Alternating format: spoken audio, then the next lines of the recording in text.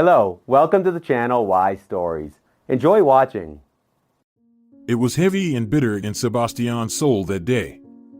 No matter how hard he tried to chase the sad thoughts away, his memory kept reminding him that today was the 2nd of July. The 2nd of July.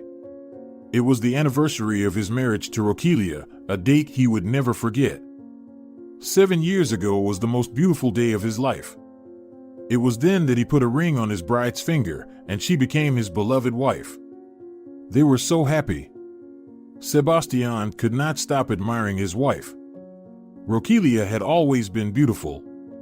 But that day, in her beautiful white dress, delicate veil, and a flower crown of white flowers decorating her dark hair, she was absolutely adorable.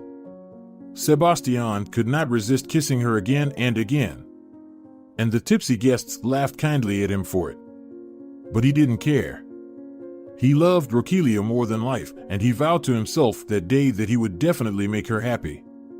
There were so many guests at the wedding, his friends and colleagues, Roquelia's relatives and friends. But there was no one from his family. His father refused to come to the wedding and forbade his mother to go. His parents never accepted their son's bride, a simple girl unworthy of their golden boy. But Sebastián was not worried at all. If they didn't want to come, that was their problem. Nothing and no one could ruin this day, the most important day of his life. Sebastián grew up in a wealthy family. He knew from the day he was born that whatever he wanted, he would get. He had the best clothes, the best toys, and the most professional teachers. His father was a famous politician, a well-known businessman, and a philanthropist. He was young, fit, and really handsome. He always attracted the attention of women. He had numerous girlfriends. His parents knew about it, but pretended that everything was fine in their family.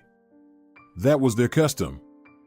Sebastián's mother didn't work, but she spent a lot of time doing charity work and posing for society magazines. She looked fantastic for her age, thanks to plastic surgeons and the best beauty salons. Veronica often sparkled at all kinds of events and was flatteringly called a style icon, and other women only looked at her enviously and sighed heavily, looking at her expensive jewelry. Sebastián was their only son. Naturally, since he was a child, he knew he was a chosen one, different from the others. While his peers went to kindergarten, he spent time with nannies and tutors. English and French classes from the age of 3, swimming pool, sports, and chess. Later, computer science, math, and economics classes.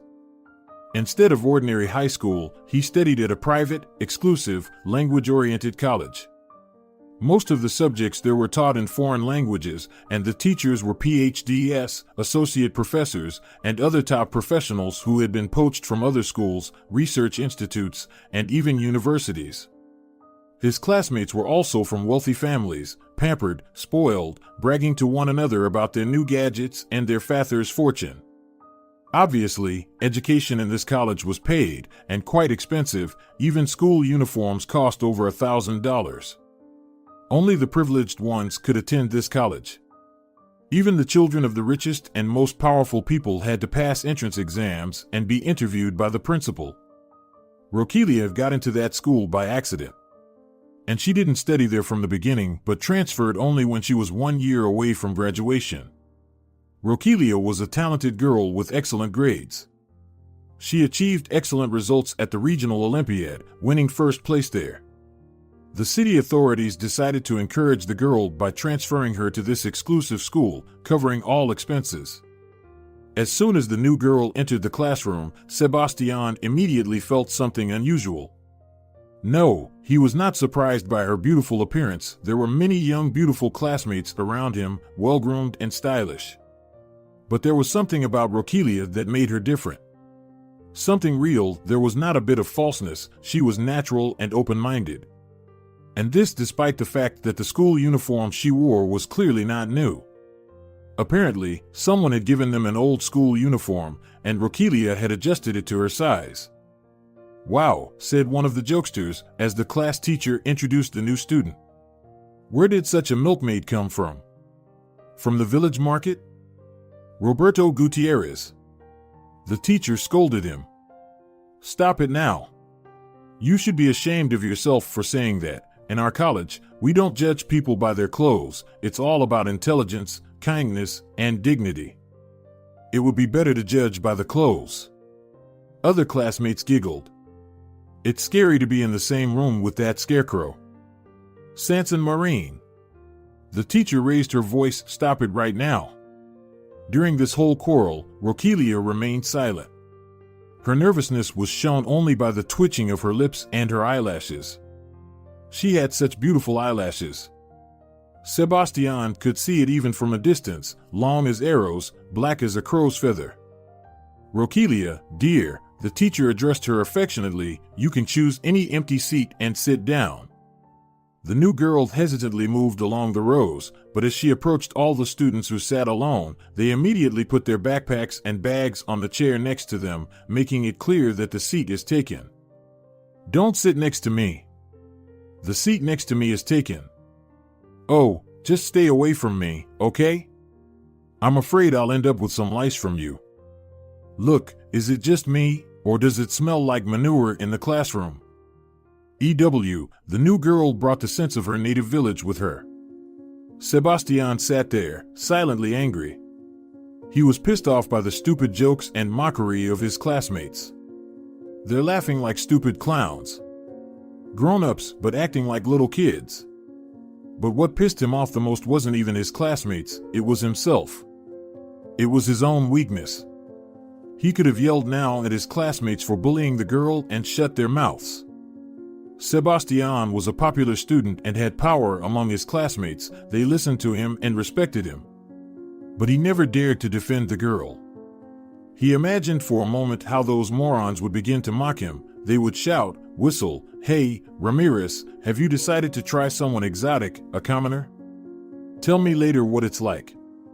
Roquelia still walked confused between the rows of desks, not knowing where to sit. Her cheeks were red with humiliation, and her eyes were glistening, as if she was trying hard not to cry. Sebastián was sitting alone, too. He pulled himself together and was about to invite the girl to his desk, but Arturo Flores beat him to it. He waved at the new girl and called out, "Hey, pretty girl, come sit with me," and smirked. Roquelia's face made it clear that she didn't really trust Flores. She cautiously looked at his smirk and defiant pose, noticing his cheeky tone. But she had no choice anyway. No one else wanted to sit with her. Or rather, no one but Sebastián. "You can sit with me," he finally said, overcoming his shyness. But Arturo was indignant. No, my friend, you're too late. I invited her first. Right, Roquelia?" And winked at the new girl. She decided to sit down next to Flores, trying not to meet anyone's eyes, and silently began to take her books out of her bag. But her bag caused another burst of laughter. "Did you see that? She's definitely buying stuff at the village market. Arturo, be careful with her, or you might catch the plebeian disease. Maybe in a week, you'll sound like an old village milkmaid." Enough, that's enough. The teacher tapped her pen on the table again, trying to calm down the furious kids. It wasn't easy for the teachers to work in this school. Parents paid a lot of money for their children's education, so it was inappropriate to yell at them. The students always had a sense of power over their teachers and used it to their full advantage. They were rude, sassy, and, in general, often behaved in a disgusting manner. However, if the teacher succeeded in making them interested in their subject and presenting the material in an unusual and original way, then they listened attentively and, indeed, studied diligently.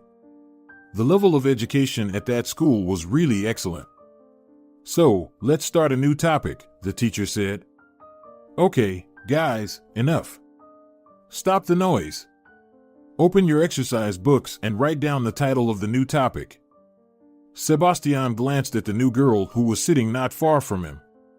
He could see her delicate face, her attractive pink lips, and her still childishly rounded cheek. He didn't know what was so special about Roquelia that he was so attracted to her. But he couldn't take his eyes off her. The new girl couldn't make friends with anyone at this school. Well, that was quite predictable. All the rich kids turned away squeamishly when they saw her and ignored her. And if they even paid her any attention once in a while, it was even worse, because the bullying began immediately, vicious taunts, mockery. For example, during the break, Roquelia would often stand by the window and read some books.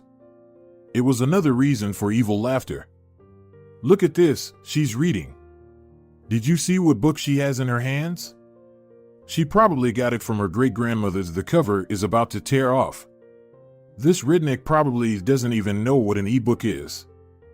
How would she know that? She doesn't even have a decent phone.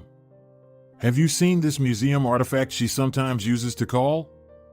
And in the cafeteria, when Roquelia was eating her meal, she was mocked all the time, too. Look at her, she knows how to handle cutlery. She must have hired a good manners tutor before she came to our school. No doubt, she's used to eating with her hands. Several times Roquelia, unable to endure such taunts, simply threw her fork on the table and ran out of the cafeteria. Sebastián's fists clenched involuntarily at such moments, but he still didn't dare to do something. He kept silent and despised himself for it. Still, one day he couldn't stand it anymore. It happened during choreography class when he overheard a conversation among the boys in the changing room. "So, Arturo?" a classmate asked him in a friendly way. "Aren't you tired of sitting at the same table with your beggar?" Flores smiled lazily. "Come on, actually, she looks good enough."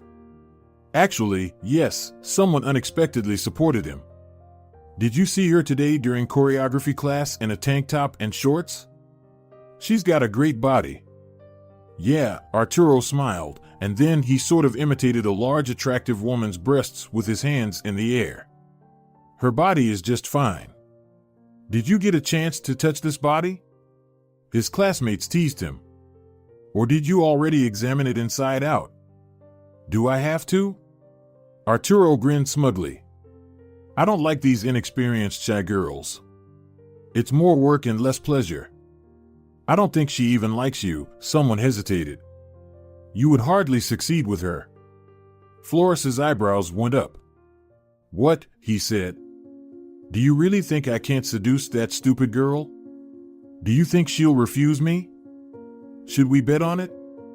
I'll bet you $100 that you can't seduce her." $100? Flores wrinkled his nose in contempt. "I wouldn't even get out of bed in the morning for that kind of money." "All right, how about a $500 bet?" "Well, there's more to think about," Arturo hesitated. "So, deal?" "Well, it's just..." Arturo hesitated. "Just tell me that you're scared." "Scared?" His friend teased him. "Me? Scared?" Flores became more enthusiastic. "All right, no problem. How much time do I have?" 2 weeks, they suggested, but only if it's for real. So that she really falls in love with you and chases you like a little dog. "Roquelia will be drooling all over me," Arturo said confidently. And that was the moment when Sebastián couldn't take it anymore.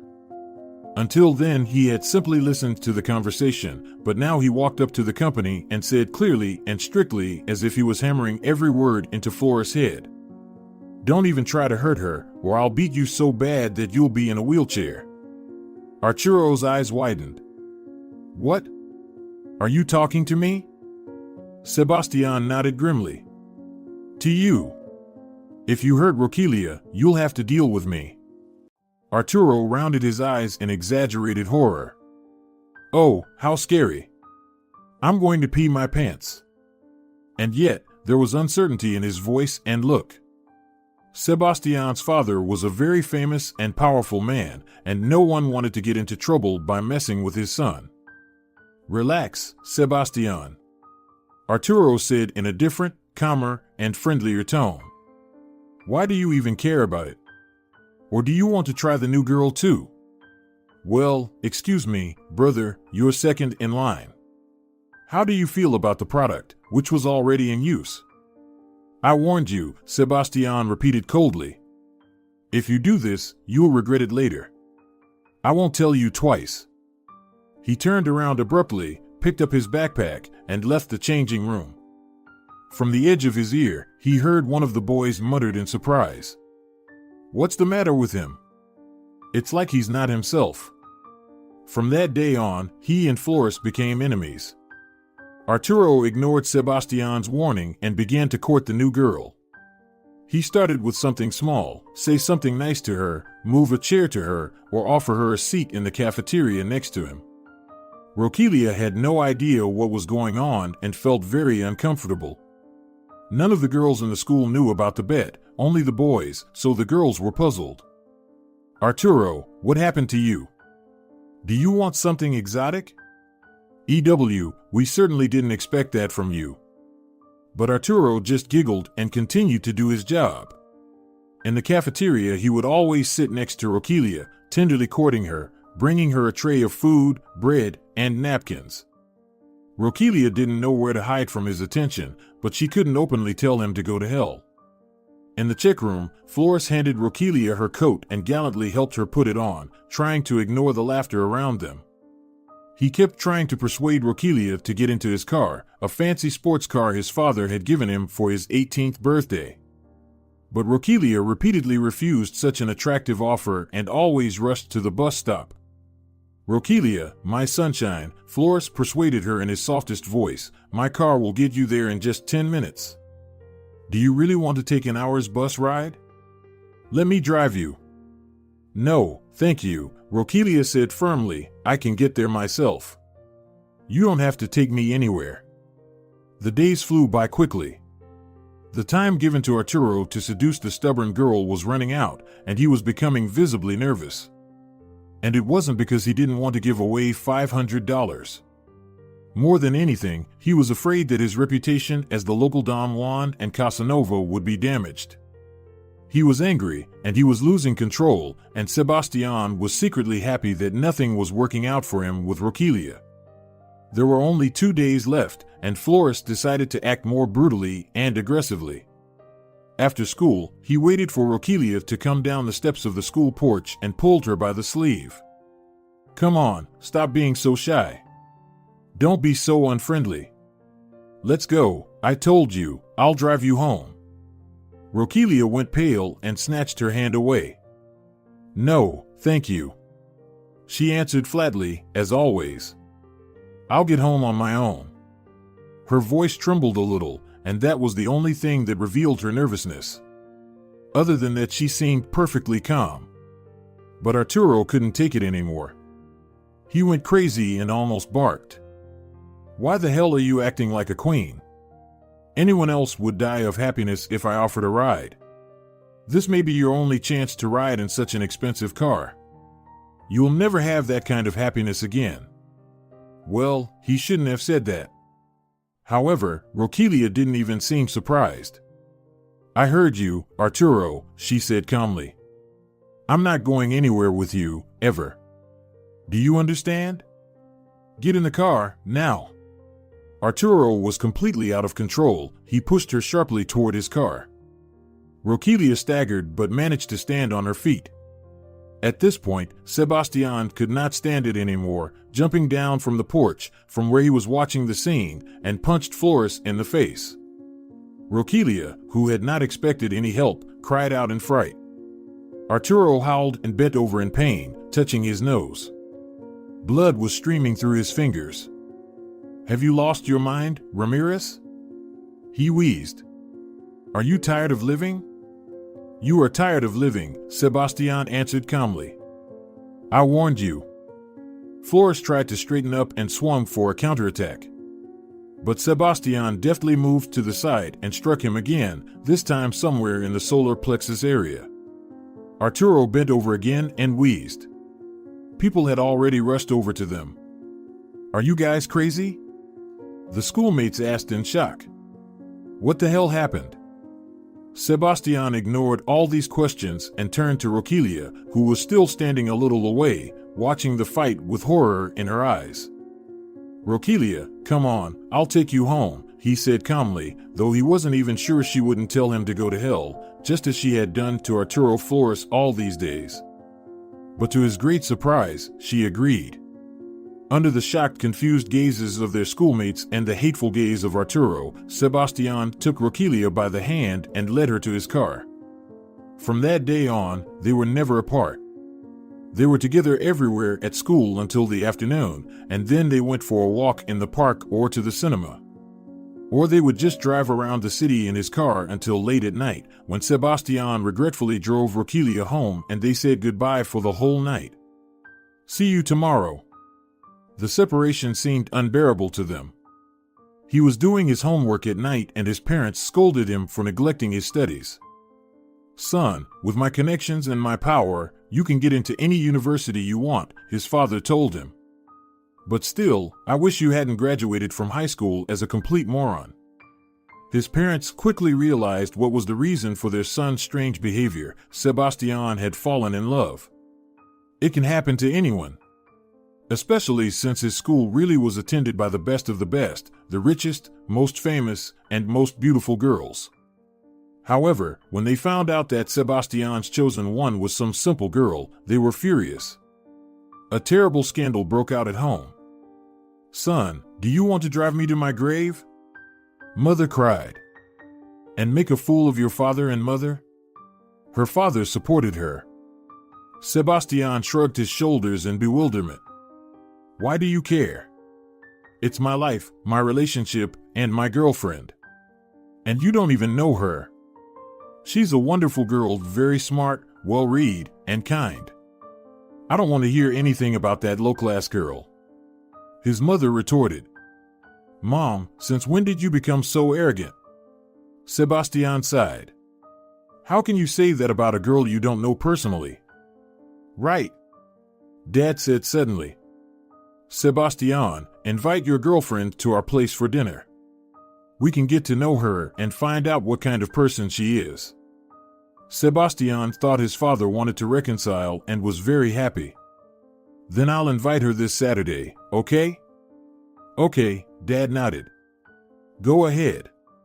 At first, Roquelia didn't want to go, as if she felt what a disaster this unfortunate dinner would be for her. However, Sebastián used all his eloquence to convince her. "My parents are wonderful, trust me," he kept repeating enthusiastically.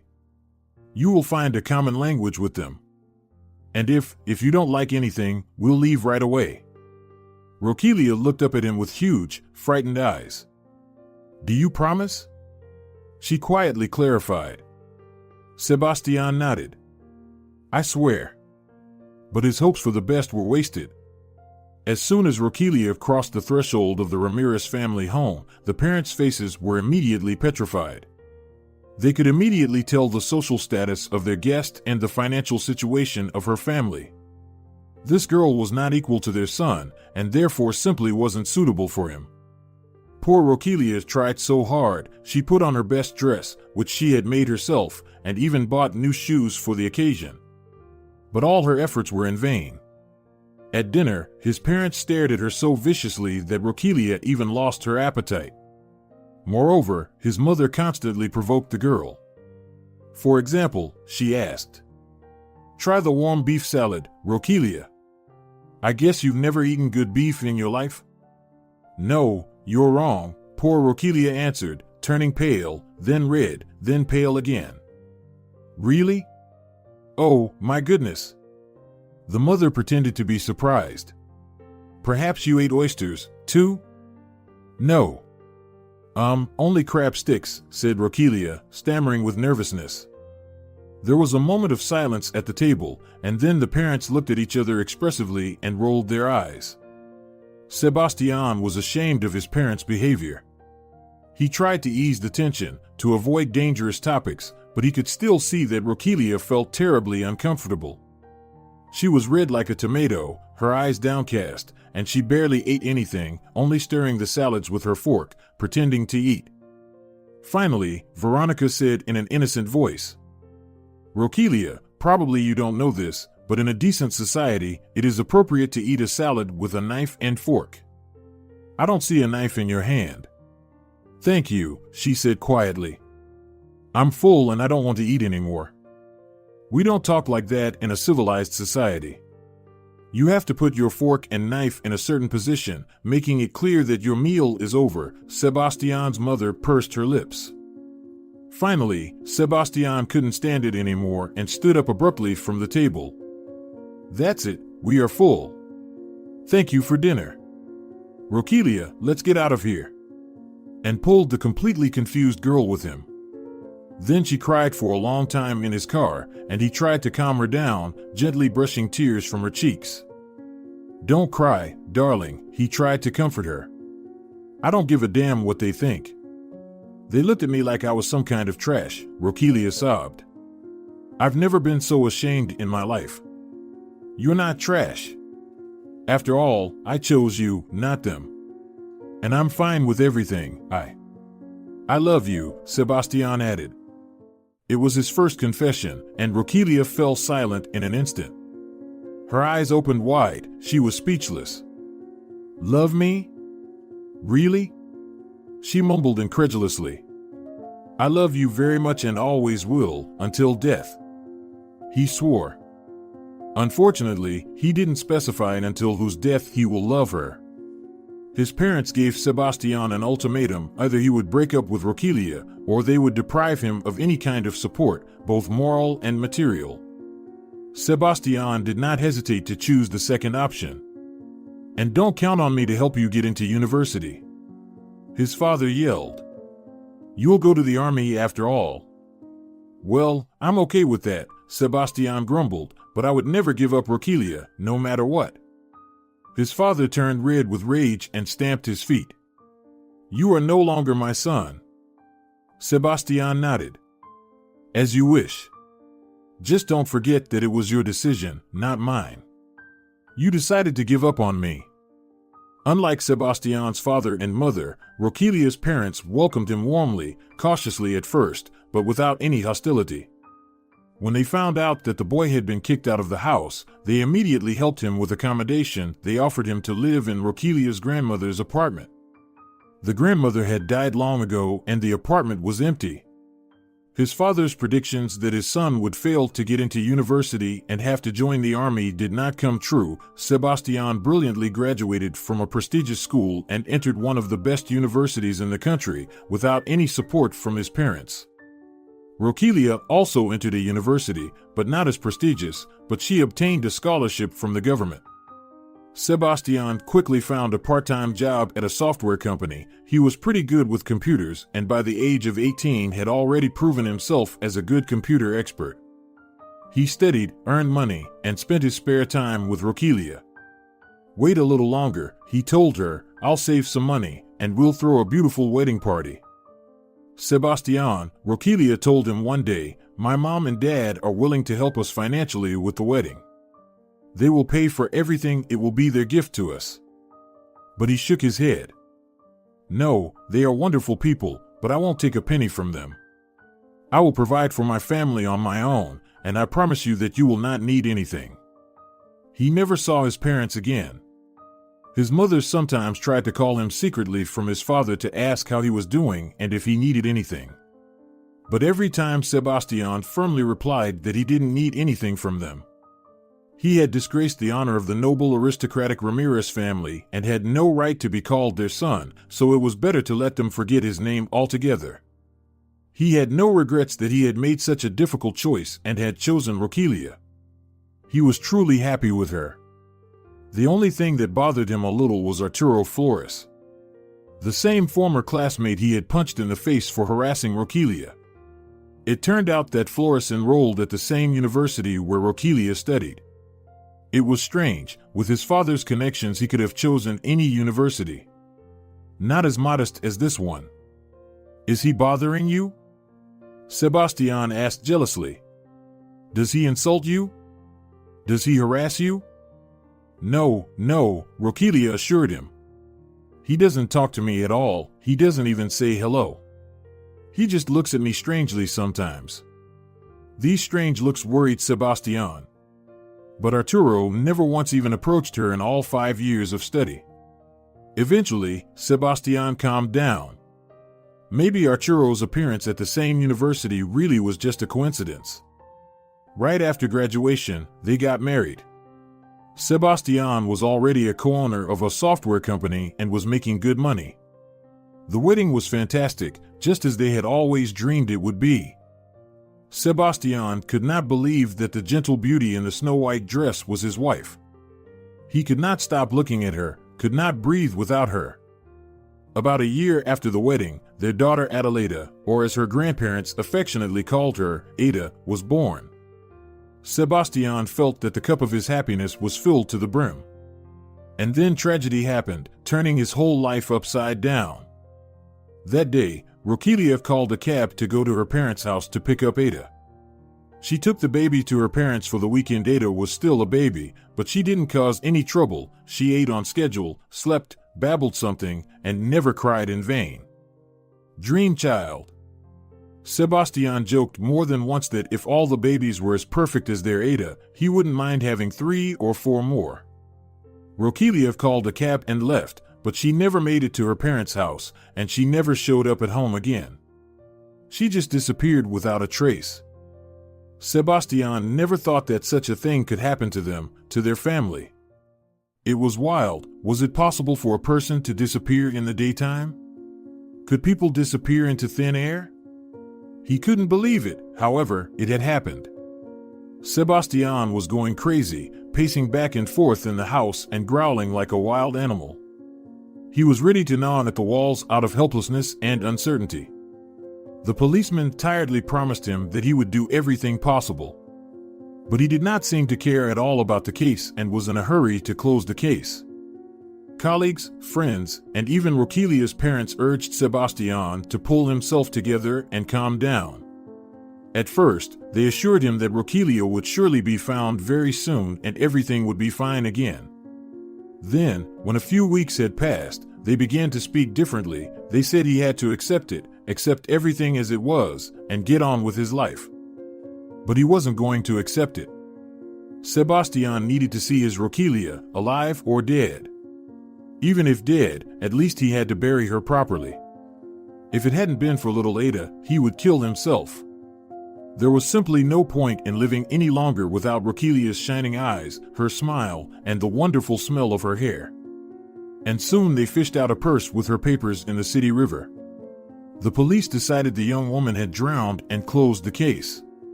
The divers tried to find her body, but they found nothing. Ever since then, Sebastián felt as if he had died, along with his beloved. Ada was the only person who could keep him from drowning. She forced him not to give up and go on with his life, for the sake of his daughter. Sebastián's parents, upon learning of his misfortune, even came to see him after years of silence. They expressed fake condolences and hinted that even though they had a negative attitude toward Roquelia, they did not have anything against their granddaughter. And they even wanted to meet her. Sebastián was so furious that he almost threw them down the stairs. But he still had a warm, family relationship with Roquelia's parents. He continued to visit them often and took Ada with him. They adored their granddaughter and always said she reminded them so much of Roquelia.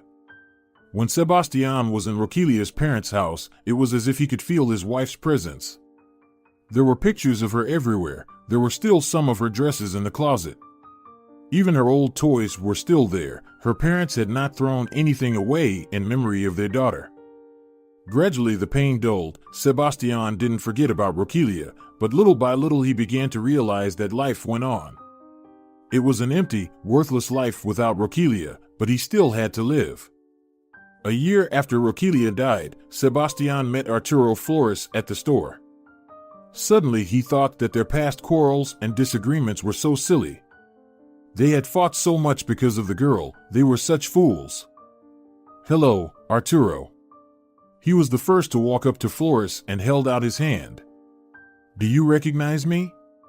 But the former classmate was acting strangely. When he saw Sebastián, he changed his face and moved away, as if he had seen a ghost. "Are you okay?" Sebastián was confused. But Flores did not say a word to him. He left his food cart in the middle of the store and ran away. Sebastián just stared at him in a daze, unable to understand what was happening. Did Flores still hate him so much that he couldn't even be in the same store with him? No, that's ridiculous. He looked into Arturo's cart, and besides the groceries, he found a few female items: hand cream, lipstick, facial scrub, and shampoo. Shrugging his shoulders again, Sebastián continued shopping and soon forgot about the strange episode. Time went on. 5 years had passed since Roquelia died. Ada grew up, making her father and grandparents really happy. She was a pretty and incredibly intelligent little girl, just as smart as her mother. Teachers in kindergarten could not stop praising her. She dances, sings, and draws better than anyone in the kindergarten.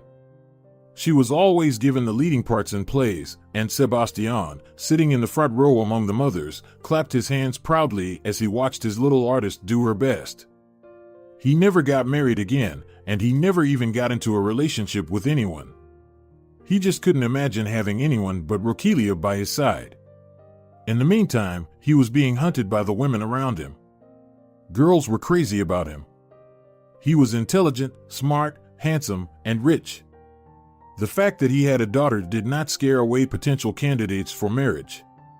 And the fact that Sebastián was a widower even added a certain flavor of romantic drama to his image.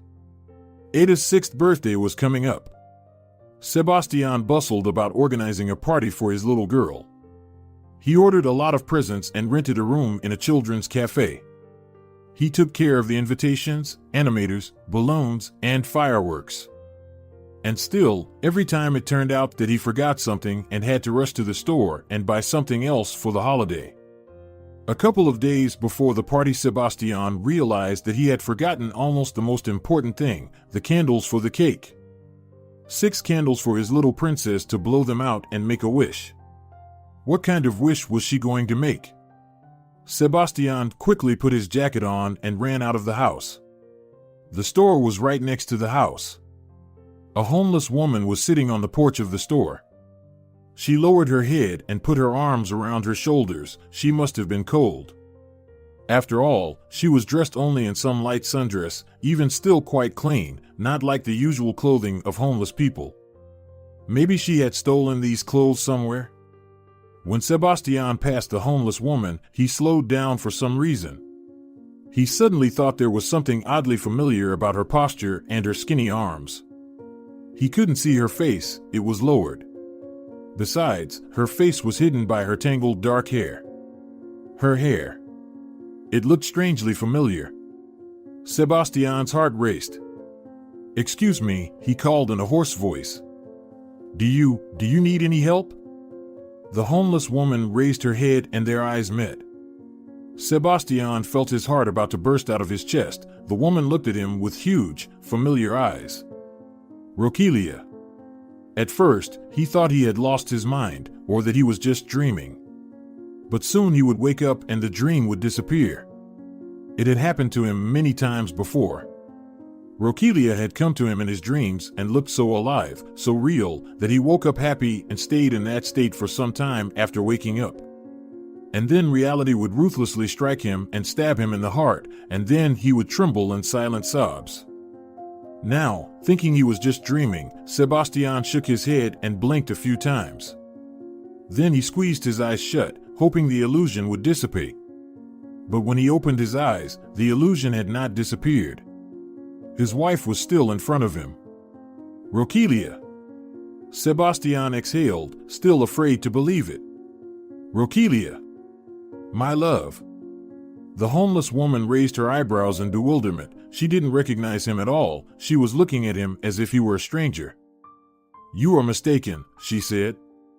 I am not Roquelia, I am Felicia. But her voice was like Roquelia's. It was so familiar, so dear to him.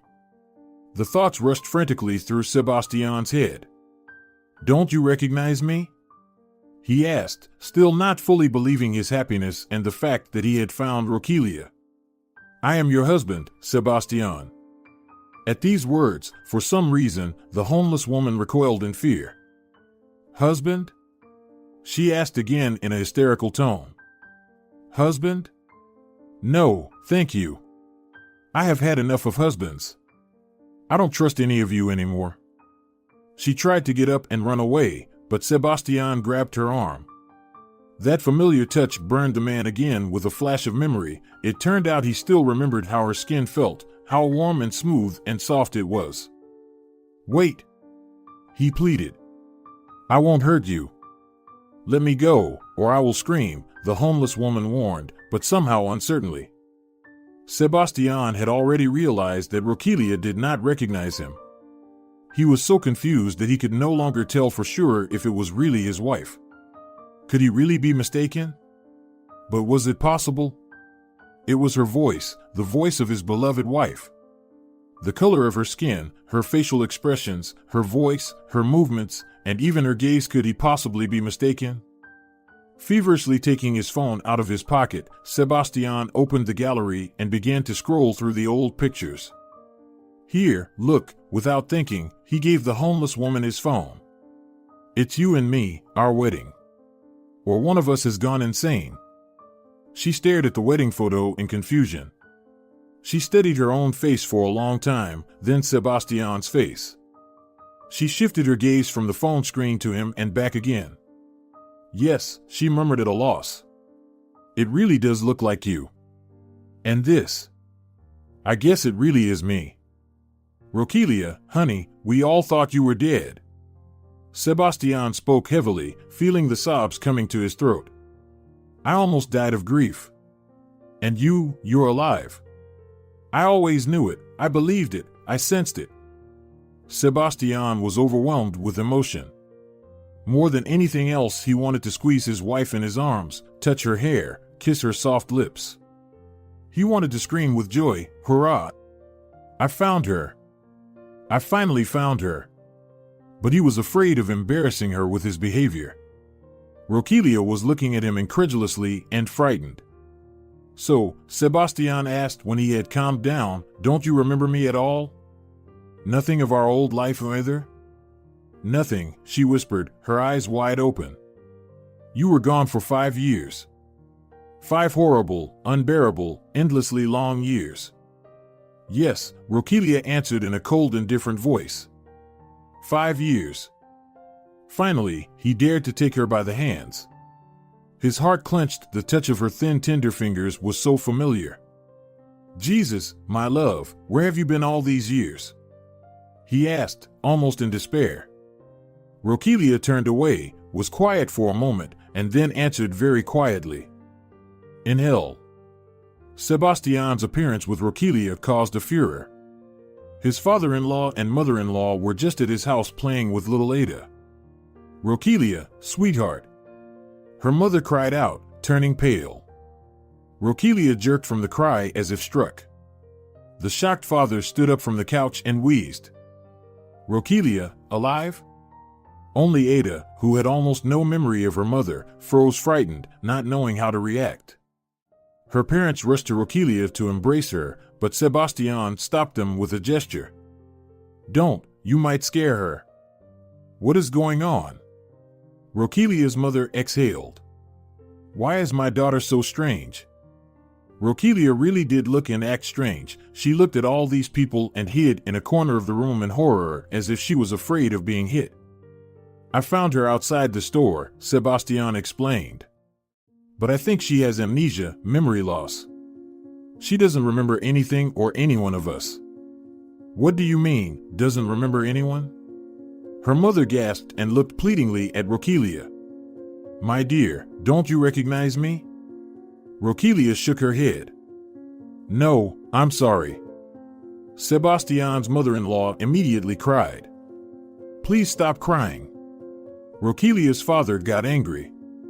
"That's not the main thing. The main thing is that our daughter is alive.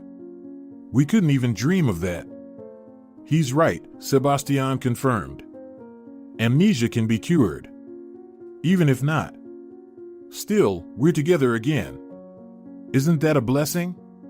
Now Roquelia needs to come to her senses, get a shower, and eat something. And then we'll take her straight to the doctor." "Who is it?" Roquelia suddenly asked, pointing her finger at Ada. The little girl was still standing motionless, watching her guest in fascination. "This is our daughter, Adelaida," Sebastián said. "But we all just call her Ada." And that is what you used to call her? Daughter? Roquelia whispered in shock. But I don't have children. You have a daughter. Sebastián shook his head. You loved her very much when you were with us. Is that my mother? Ada asked in a trembling voice. Yes, my princess, Sebastián nodded. It is your mother. We lost her once, but now we've found her. She doesn't remember you yet, but she will remember you soon. We all hope so. He didn't have time to finish the sentence. Ada, with all her childish spontaneity, rushed to Roquelia and put her arms around her knees tightly, hugging her mother with her whole body. Mommy! She cried. My dear mommy! I have waited so long for you. Sebastián's heart ached and a lump came to his throat. No matter how hard he tried to be a good, almost perfect father to Ada, no one could replace the girl's mother.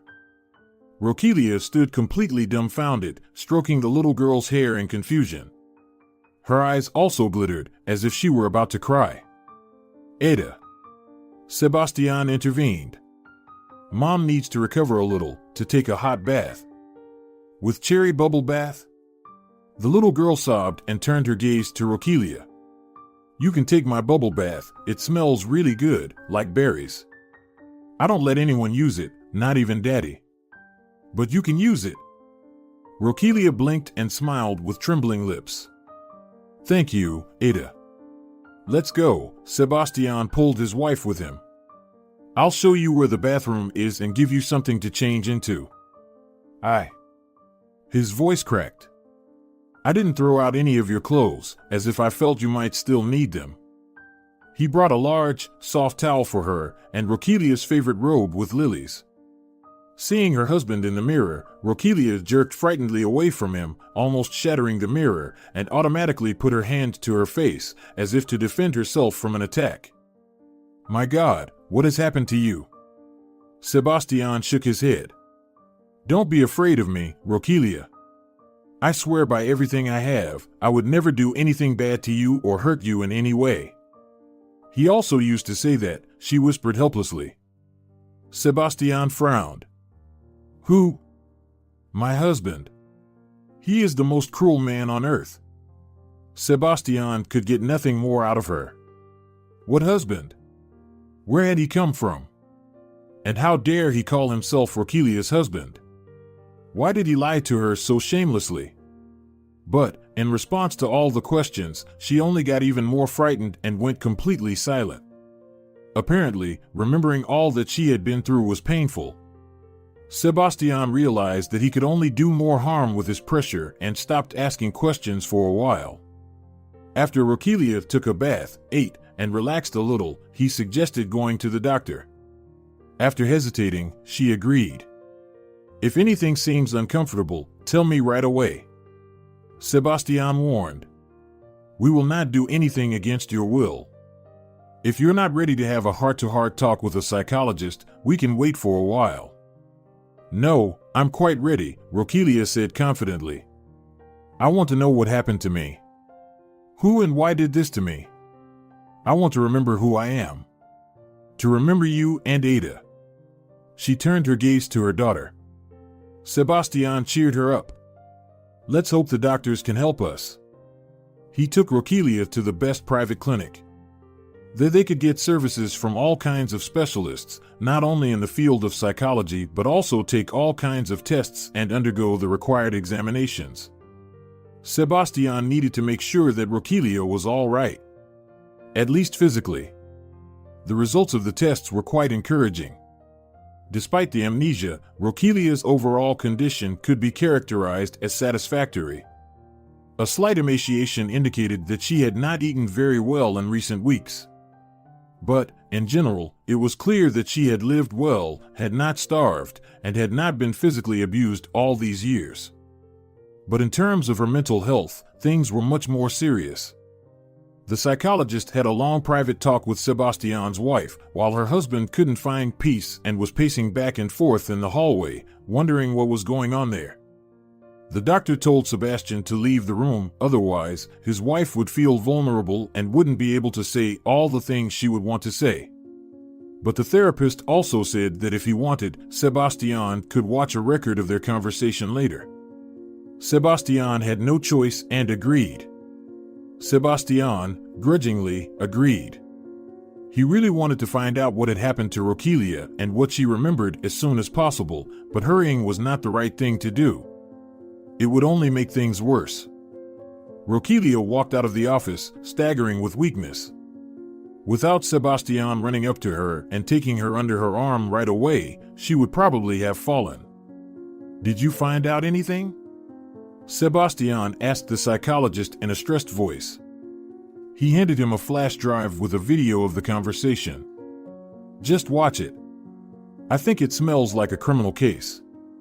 It looks like your wife was kidnapped and held against her will. Maybe if you watch the video you will understand who did that. In any case, I would advise you to go to the police." Sebastián promised that he would certainly do so. But first, he needed to hear everything for himself. They returned home exhausted. It had been a difficult and stressful day, difficult for everyone. Roquelia refused to eat dinner and asked permission to go to bed. Sebastián made a bed for her in their matrimonial bedroom, promising not to disturb her and that he would go to sleep in the living room. Naturally, more than anything, he wanted to fall asleep cuddled up with her, feeling the scent of her hair, the smoothness of her skin. But he knew he was in too much of a hurry. In fact, he was now just a stranger to Roquelia. He knew he shouldn't try to get into bed with her now. When his wife and daughter had gone to bed and the house was quiet, Sebastián took his headphones, his laptop, and that flash drive and went into the kitchen. He didn't want anyone to disturb him. Staring at the screen and almost not breathing, he listened to his wife's confession. In a weak voice, as if reading a documentary chronicle, Roquelia told how she lived and where she had been all these 5 years. "I don't know what had happened to me before or what triggered the amnesia. I woke up in a strange room, in a strange house. There was a man sitting next to my bed, holding my hand, and I asked him who he was. He was very surprised and asked me if I recognized him. I told him I had never seen him before in my life. Then he asked me about my name. That's when I realized I didn't remember anything. What happened next?" The psychologist's calm voice sounded. "This man told me that he was my husband, that his name was Gilberto, and that we had been married for almost 10 years, since graduation." "And you believed him?" the psychologist asked. "No," Roquelia answered after a hesitation. "I didn't want to believe him." "Why not?" "He was unpleasant to me. Something about him made me nervous. He didn't act like someone who'd lived with me for years. It was as if he didn't know how to behave with me. I told him my doubts, and he said that the memory loss just made me a little different and he was having a hard time getting used to it. But he actually looked and acted very suspicious." "How exactly?" the psychologist clarified. "Well, he didn't really know anything about me. He couldn't tell me what my favorite book, favorite movie, or favorite food was. Or rather, he was making something up. It was obvious that he was just trying to guess. For example, he said that I loved risotto with mushrooms. And I don't even like rice. Okay, I've lost my memory, but my taste shouldn't have changed so drastically." "Did you voice your suspicions to him?" "Yes. He assured me it was a result of the trauma. He told me that I had been hit by a car while crossing the street in the wrong place and that the driver left the scene. It was very strange and suspicious. And then there was that look in his eyes." "What look?" The psychologist did not understand. "Fussy, nervous, rushing, like he is a criminal. A husband doesn't look at his wife like that. And then there was not a single picture of us together. There were no my clothes, nothing that belonged to me. There were not even feminine hygiene products or cosmetics. There was absolutely nothing that reminded me of our past life with him." "Did he have an explanation for that too?" the psychologist asked. "Oh, yes, he was always very clever," Roquelia grinned. "He said that when I got in an accident, the doctors were afraid I was going to die, and they didn't give any prognosis. And out of grief, he destroyed everything that would remind him of me, including photo albums. He said it was too painful for him to look at pictures of us together. But I still didn't believe him. He told me about our wedding, about some trips we had taken together, about our time together.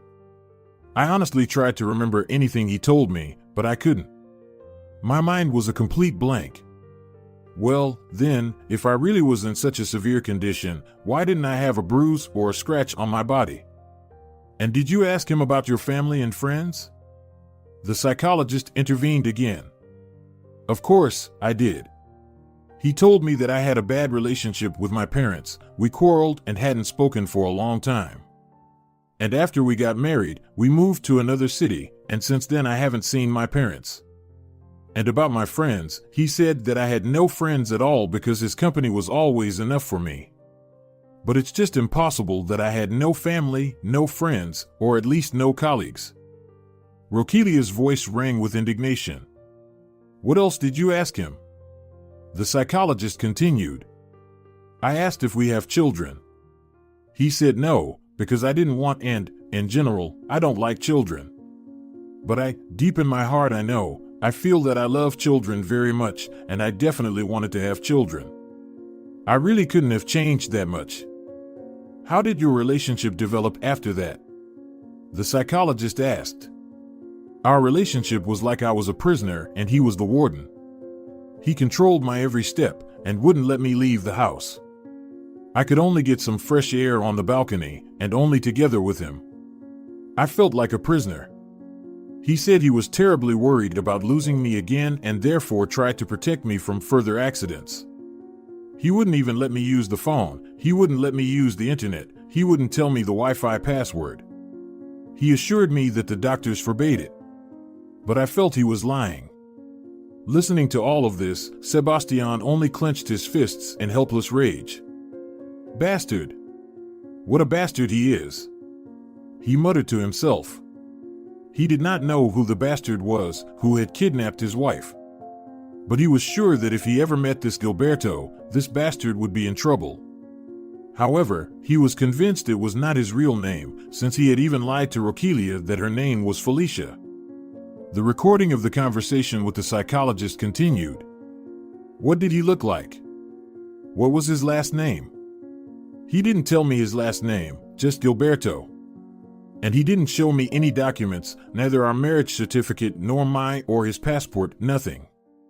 He looked average height, about 30 years old, blonde hair, blue eyes. No special features.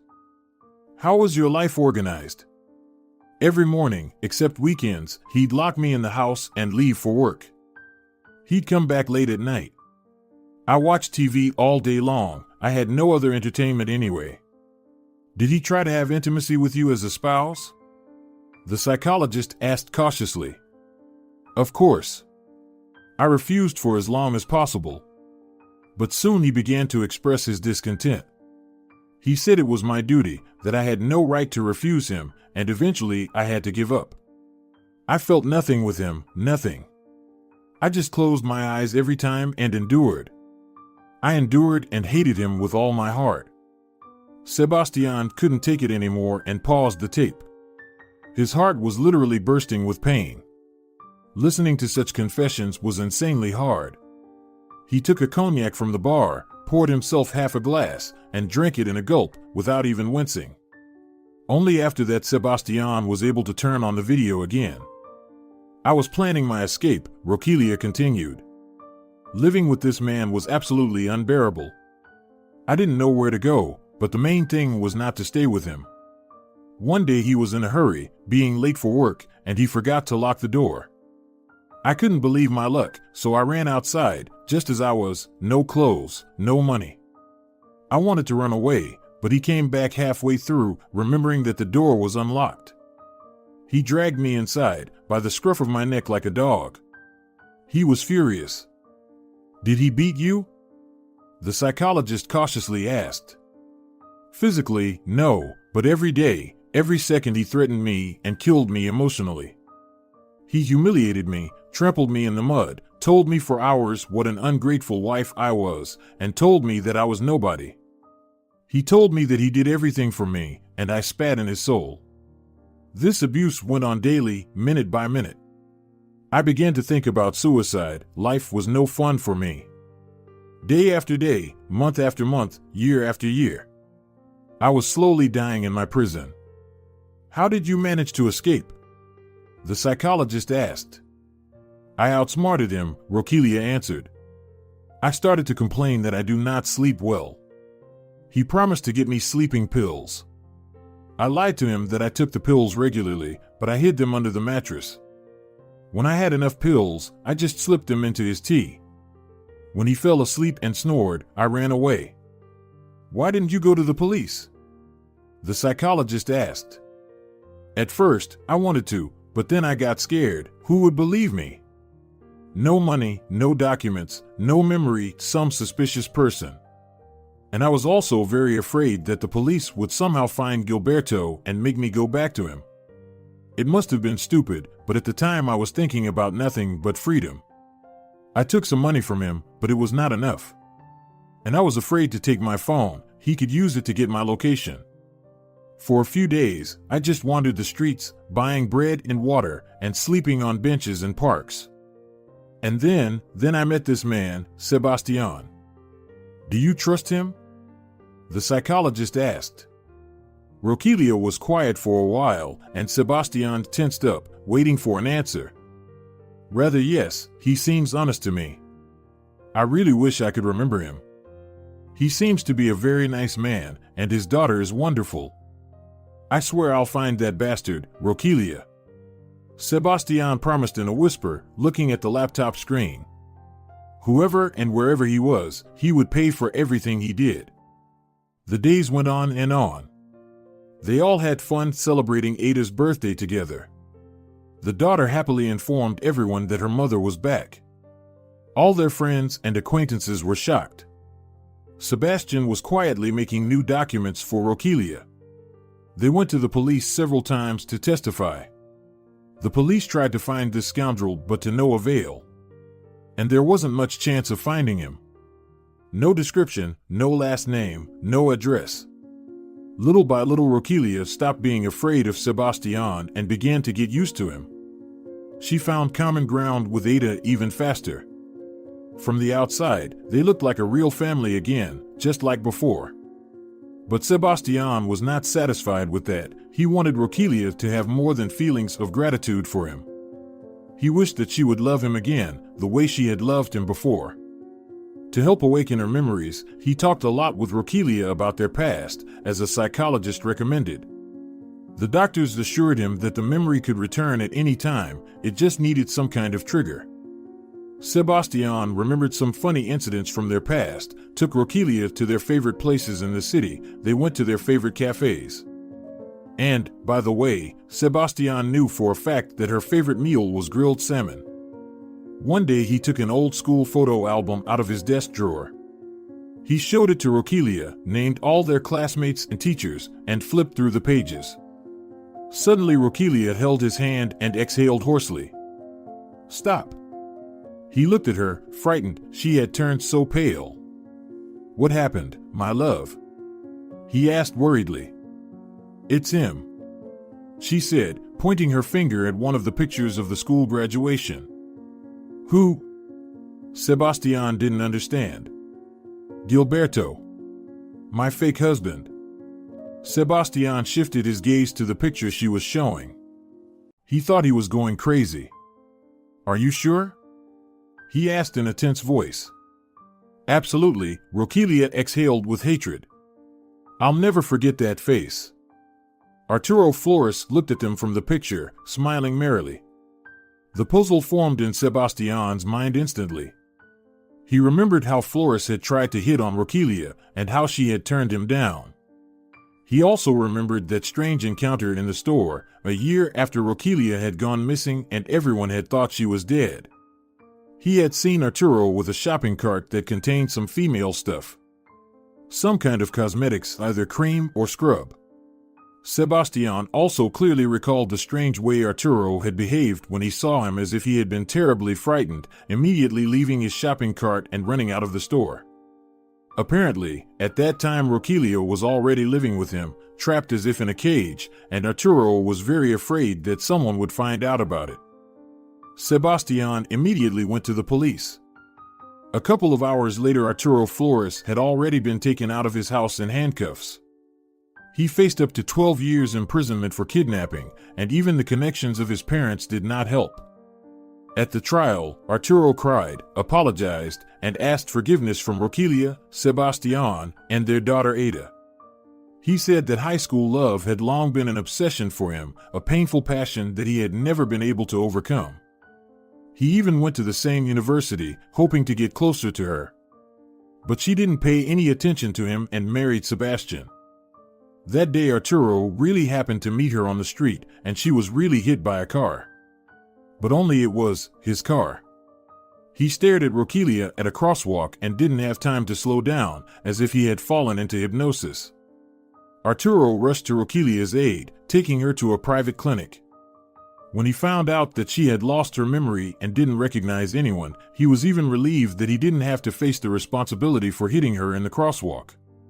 He didn't have his fake wife's ID, so he just paid the doctors generously for their silence. The situation turned out to be beneficial for Arturo. Roquelia remembered nothing. This was a real gift to him and a dream of his life. He really believed that from that day on he and Roquelia would begin a new, long, and happy life. However, he was wrong. No matter how hard he tried, Roquelia never accepted him as her lover. She never fell in love with him. Days, weeks, and months passed. Roquelia still remembered nothing, but Sebastián just waited patiently. He waited that someday she would remember how much she loved him, and he was willing to wait indefinitely, as long as it took. One warm Sunday afternoon, the whole family went to the park. They ate ice cream, rode the rides, and laughed merrily. They looked like a perfectly happy and harmonious family. Suddenly, Sebastián felt nervous. He saw his parents walking toward them in the alley. They hadn't spoken in years, hadn't called each other. And now he was clearly not ready to meet them. They also looked confused and a little embarrassed. "Hello, son," his father said awkwardly. "Hello, father," Sebastián said. "Sebastián, we know everything. We have been informed that Roquelia has been found. What a joy! We are so happy. Maybe you will finally introduce us to our granddaughter?" His mother asked timidly. But Sebastián did not have time to answer. Suddenly, Roquelia's calm and cold voice came out. "Granddaughter? Seriously? You finally remembered that you happen to have a granddaughter? After all these years?" Sebastián stared at Roquelia with his eyes wide open. He hadn't told her about his complicated relationship with his parents, so as not to worsen her condition with unnecessary stress. But how did she find out? "Roquelia," he asked cautiously, "do you know why Ada still hasn't met her grandparents?" Roquelia looked at him oddly. "Strange question." "Of course, I know. Because your parents can't stand me and consider me an unworthy plebeian who has seduced their only son." "Roquelia," Sebastián whispered, not believing his happiness. "When is our wedding day?" "The 2nd of July, she said quickly. "Why are you asking me all these silly questions?" "You have your memory back," he said quietly, looking at her with his eyes wide open. Roquelia rounded her eyes. "Memory? Why should my memory come back to me? Am I an old granny to lose it? I remember everything." And he picked her up in his arms and spun her around like a merry-go-round, shouting excitedly, "Hooray! Hooray! Your memory has returned to you. Let me go, crazy man." Roquelia said, laughing. "All the people are looking at us." But he didn't care. He was happy because he was holding his beloved, inimitable wife in his arms again, and they would certainly live happily ever after. If you're enjoying it as well, leave a like and subscribe.